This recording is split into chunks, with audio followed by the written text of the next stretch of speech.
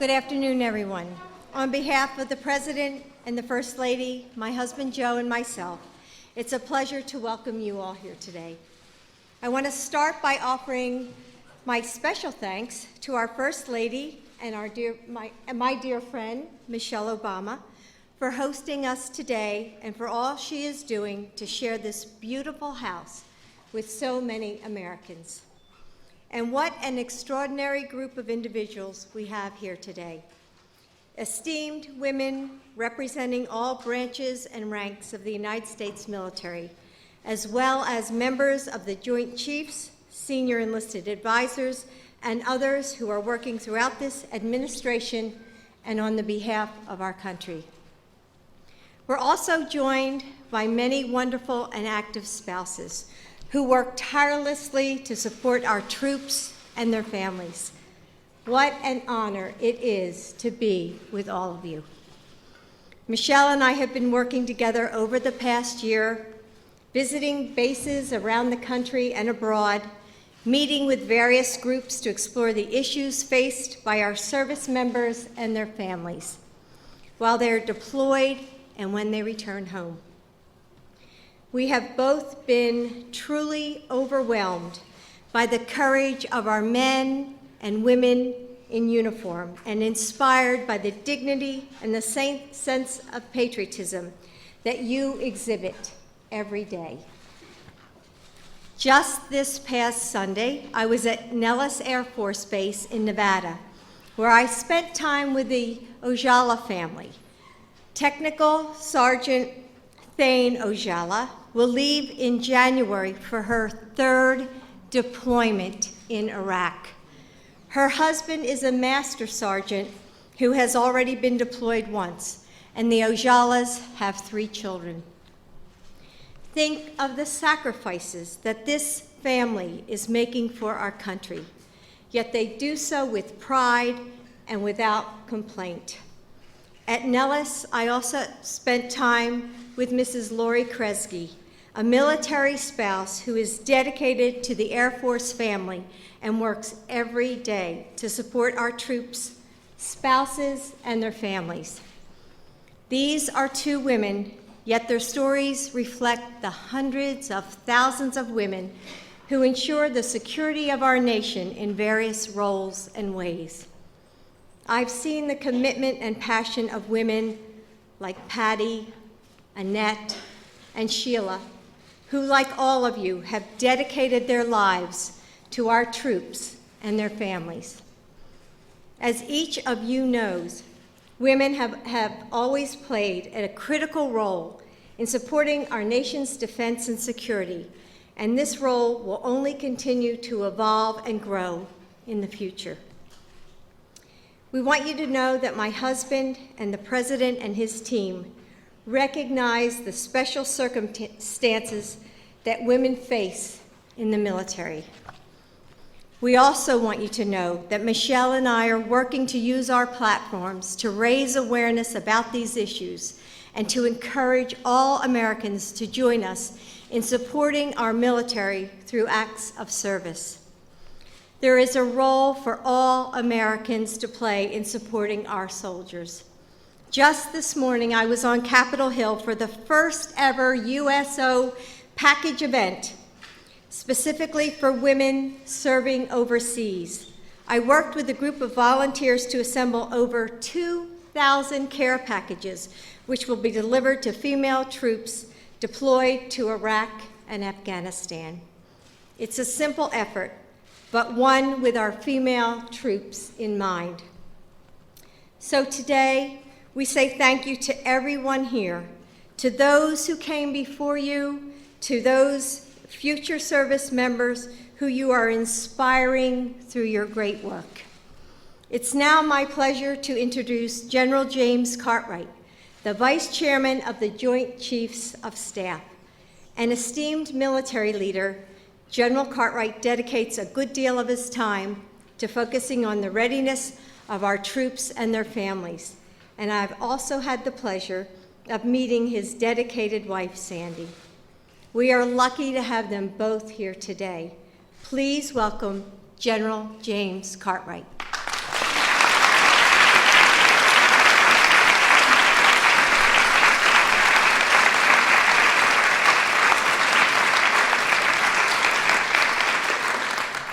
Thank you, Dr. Biden, for that kind introduction, and to all of the distinguished guests that are here today. And a special thanks to the First Lady for hosting us, particularly in the tradition of Eleanor Roosevelt in this room. Quite frankly, you don't normally put Marine fighter pilot with a spot of tea, so I will do my best here. But when Eleanor Roosevelt hosted similar events, attitudes were significantly different. In fact, when Marines were first admitting women during World War II, the question of what to call them was brought to the commandant. The response was easy: Marine. On Saturday, Sandy and I attended a Marine Corps birthday ball at the Naval War College up in Newport, Rhode Island. And as tradition goes, we present a piece of cake to the oldest Marine and the youngest Marine. The honored oldest Marine in attendance was Corporal Janice Calden, who served as a photographer at Camp Lejeune during World War II. She even planned a visit for Roosevelt to the camp. But as the crowd stood and applauded and the MC read her bio, there was one thing that truly struck me. At no time did the MC mention that she was a female, only that she was a World War II veteran and a Marine. I think this speaks volumes about how we think about our uniformed women. Not a distinct separate group, but equal contributors to the team.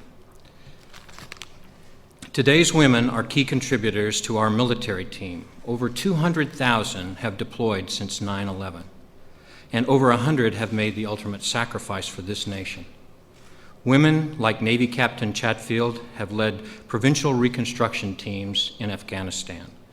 Women like Major General Collins, now Director of Plans and Policy at the United States Strategic Command, have piloted the space shuttle. Women like Major Malachowski have piloted F-16s as part of the Air Force's Thunderbirds. And General Dunwoody has achieved the rank of 4-star general. To me, these women represent many of the core and essential values of our military, and they also represent the true treasure of this nation, our youth, and the people who serve. I am privileged to interact with each of you today, the young men and women of our armed services, whether deployed, in garrison, or in recovery at one of our medical facilities. I find each of you committed to service. Each of you believes this is your nation, and you have learned of sacrifice and commitment early in your lives. You universally believe in service now and into the future, wherever you may land. And you will be our teachers, our first responders, our government officials, and our industry leaders. There is no doubt in my mind about that. You need only know these people, the rest of you in this room, to be proud of each and every one of them. You each have my admiration and my true respect. Thank you so much. And now, I'd like to introduce another woman of high achievement. My friend, the Secretary of Homeland Security, Secretary Napolitano.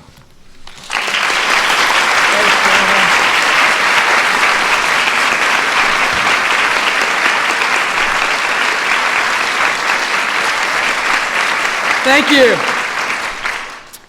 Thank you, General Cartwright, and thank you, Dr. Biden and First Lady Obama, Michelle, for hosting this grand event. A warm welcome to all our veterans, active duty servicewomen who have joined us from across our nation's military branches today. I'm excited to be here to honor the enormous contributions that women have made and continue to make to the military. Over the decades, our nation has asked much of you, and you've answered that call with courage and strength over and over again. Regardless of service or rank, all of you have devoted yourselves to a patriotic duty, knowing that the challenges you would face would be just a little harder, a little more complex. I think that perhaps the idea of a military tea doesn't quite capture the grit and determination that you bring to your jobs every day. Maybe that depends on what you put in the tea, I don't know. As you may know, one of the services, the United States Coast Guard, falls into the Department of Homeland Security. At DHS, we are proud of the 42,000 men and women of the Coast Guard who put themselves in harm's way to protect our nation. In fact, women began protecting our coasts as lighthouse keepers more than 150 years ago. And more recently, the Coast Guard has seen many notable firsts for servicewomen, including the first African-American female commanding officer of a Coast Guard cutter, the first female commanding officer of the Coast Guard Institute, and the first woman promoted to Rear Admiral, upper half, who went on to become the first female vice commandant of the Coast Guard. We're also happy to say that last year's Coast Guard class of enlisted recruits had the highest percentage of service women ever. Admiral Allen and I are intending to keep that trend going in that direction.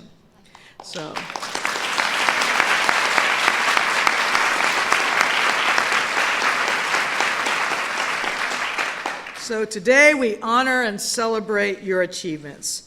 Those of you serving today are a tribute to the sacrifices of the pioneering women in uniform who preceded you, and some of them are here with us today as well.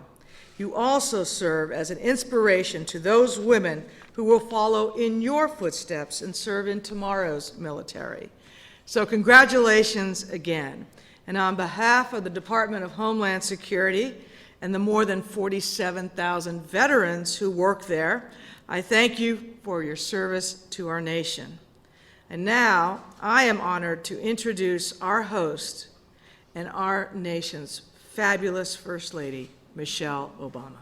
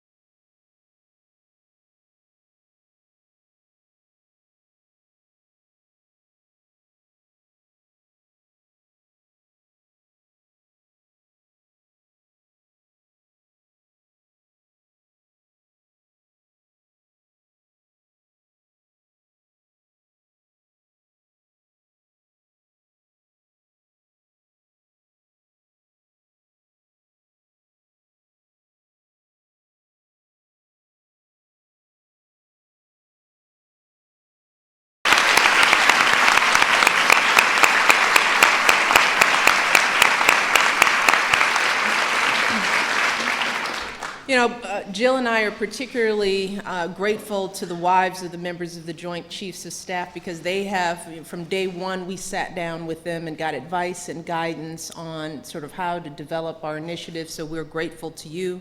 And I also want to thank the senior enlisted advisors who are here today and their wives, and I'd like to ask them to stand as well, so we can give them a round of applause. Thank you.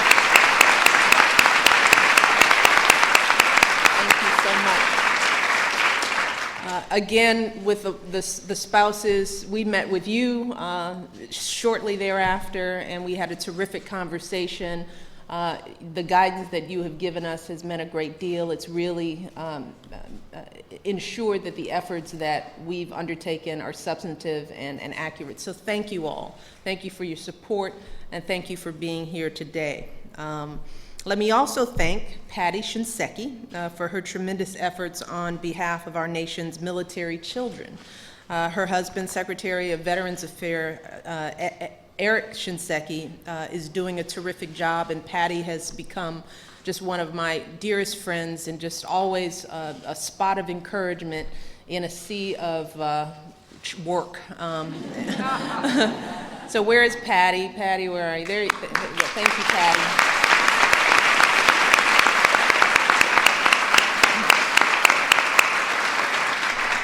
And if any of you are still wondering why you're here, it's not just tea. You have to thank General Wilma Vaught. General!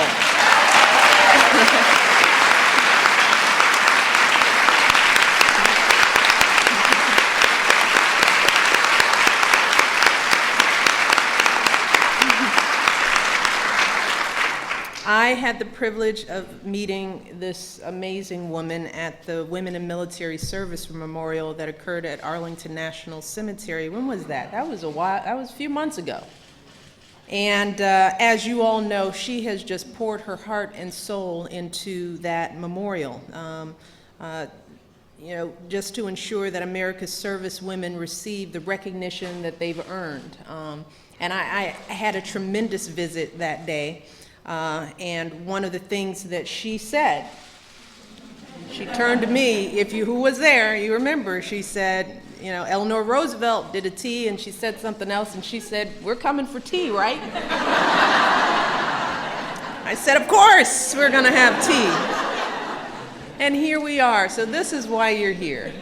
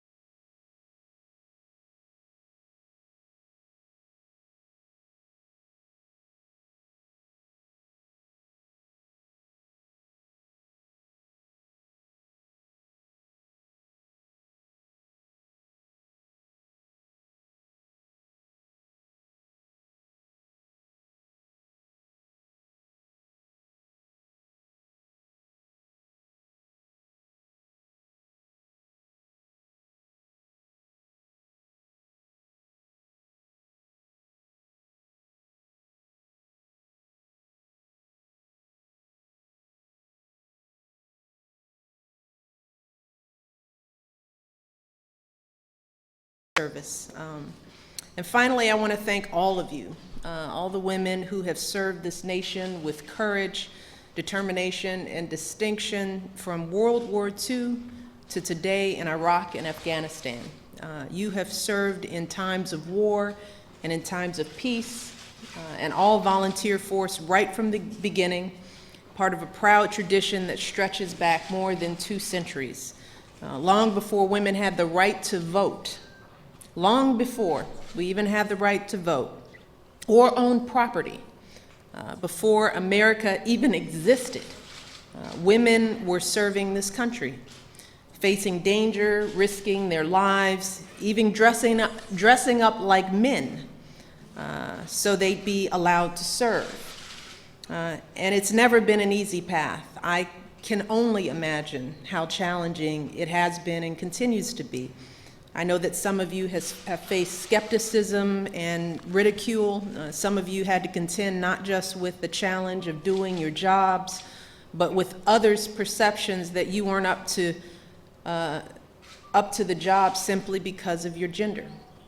As Air Force veteran Dr. Donald Lorraine put it, this is a quote, "To be a success, a woman had to be confident, self-assured, persistent, and have a great sense of humor. At times, you had to employ a certain desperate deviousness to get the job done." So maybe you had to work a little harder and a little smarter. You may have felt a little lonely at times. At times, you may have even gotten downright discouraged, but you stuck it out, each and every one of you. You found colleagues who supported you, of all genders and all races and all backgrounds. You found superiors who pushed you and encouraged you. And then you rose to the challenge. You rose and you found opportunities to advance and to build exciting, amazing careers. And along the way, you all broke one brass ceiling after another. In this room alone, we have the first female 4-star general. We have the first woman in the Navy to be promoted to Master Chief, the first woman in the Army Reserve to be promoted to the general officer rank. We have the first woman in the Army to receive the Expert Field Medical Badge. We have the first African American woman to serve as chief nurse at Walter Reed Hospital, and so many more firsts and onlys. And that's the result of your hard work and your courage and your persistence. But we know these achievements aren't yours alone. That's something that Jill and I have talked about, we've learned more about over the course of this year, because we know that service doesn't just end with the person wearing the uniform. You all know that. We know that our servicemen and women's sacrifices are their families' sacrifices as well. And many of you have spouses, partners, children, parents who stood by you and encouraged you and prayed for you every step of the way. And this day is their day too, as far as we're concerned. So let's take a moment to recognize those members of our families who've supported you in your service as well. But I hope, yeah.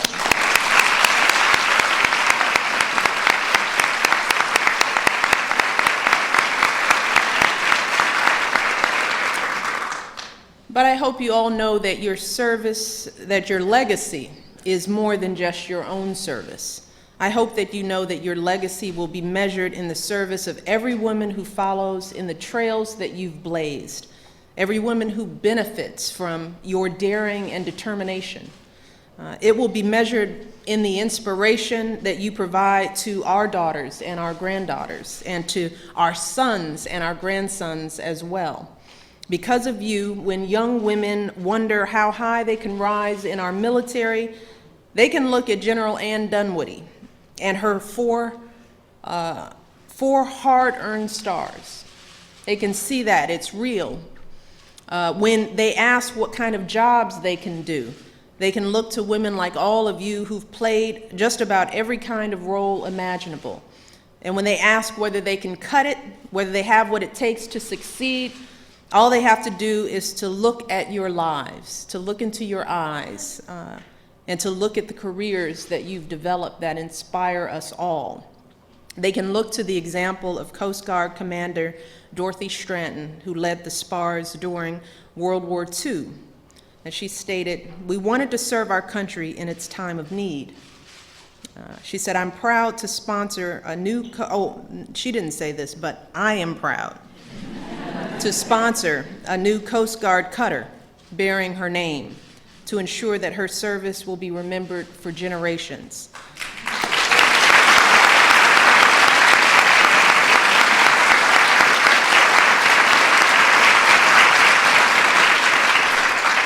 They can look to Jennifer Greaves, who made history by becoming the first woman Marine One aircraft commander and by commanding the first ever flight with an all-female crew, I remember this, proudly carrying my husband from the White House to Andrews Air Force Base back in July. That was a wonderful day.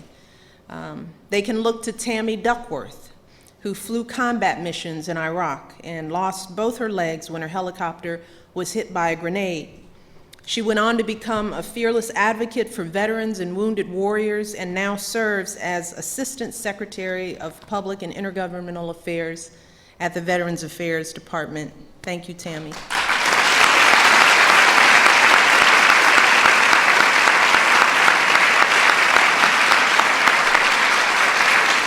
And they can look to the example of women like Amy Kruger, who lost her life in the unthinkable violence at Fort Hood 2 weeks ago. Amy had enlisted in the Army after the September 11th attacks. And when her mother told her that she couldn't take on Osama bin Laden all by herself, Amy replied simply, "Watch me." She said, "Watch me." And I think that more than anything, that phrase, "watch me," sums up the spirit of our women in uniform throughout our history. When others doubted you or dismissed you or questioned whether you could endure the training or complete the mission, that was your response. Watch me, right? Watch me succeed. Watch me risk everything I have for the country I love.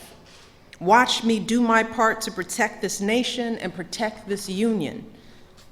Watch me. So we thank you for your courage and your service. We're honored to have you in our presence. We're thrilled, General, that you came up with this brilliant idea. And we hope that you don't spike the tea until after we leave. But we are thrilled to have you here. Welcome to the White House, and thank you so much for your service. Thank you, and God bless.